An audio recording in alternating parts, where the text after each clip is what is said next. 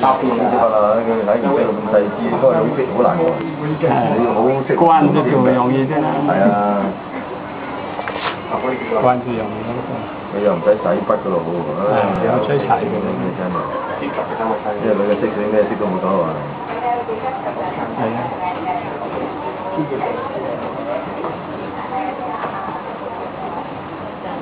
唔係呢個值得宣傳喎，呢個大師嚟喎，你俾個大師。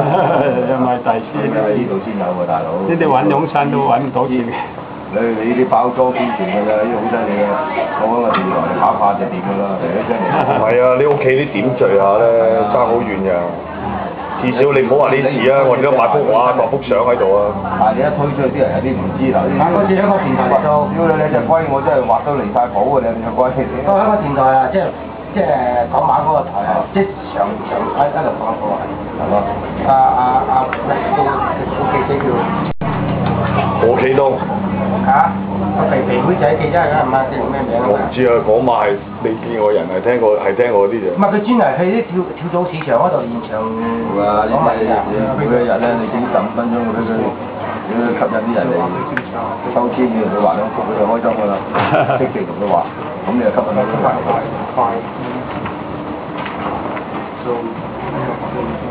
啊，立體㗎。動物為主啊！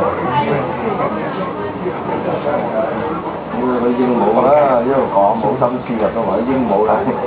呢啲細路仔有冇你一半啲藝術細胞？邊有幾個月？我仔啊？係咯。有少少啦。少少。出嚟啊！係啊。我啲字左出右出南山，你啊，應該幾好你畫就。不過細個嗰陣時咧，有冇叫佢學啊？又逼佢學㗎？佢呢啲逼唔到㗎，佢如果冇興趣咧，你逼佢學。但係調翻轉頭，佢成日見你咁畫，佢又會攞張紙畫㗎喎。係啊，佢都畫。係咯。佢哋有少少興趣啦。你揾個相架就搞掂啦，有。即時畫俾啲主禮嘉賓啊，還俾佢將個相架。係咯，喺現場睇住畫喎。咁啊，幾分鐘畫完咯。你叫大師出去就恭喜啦嘛。如果我哋搞活動咧，叫個大師畫。哦，冇所謂嘅，你畫啲行街冇所謂啊。啊，佢話你收工得閒咪冇所謂咯。屌你揾都揾唔到㗎嘛，佢冇第二張啊嘛，因為。現場畫。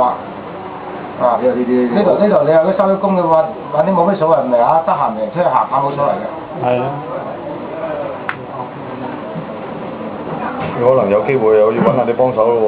而家佢睇咧，嗰個人都要好有細胞先睇得到呢個咩英文字，唔講俾你聽，你唔知英文字。一定唔知。啊！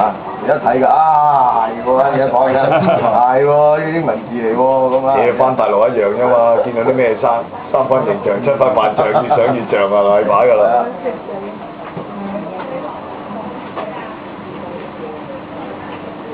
藝術大師，哇！呢個獎都唔錯喎，有個師傅喺度都。啊！呢啲咪大師㗎啦，就揾永山㗎啦，冇咩用。係啊。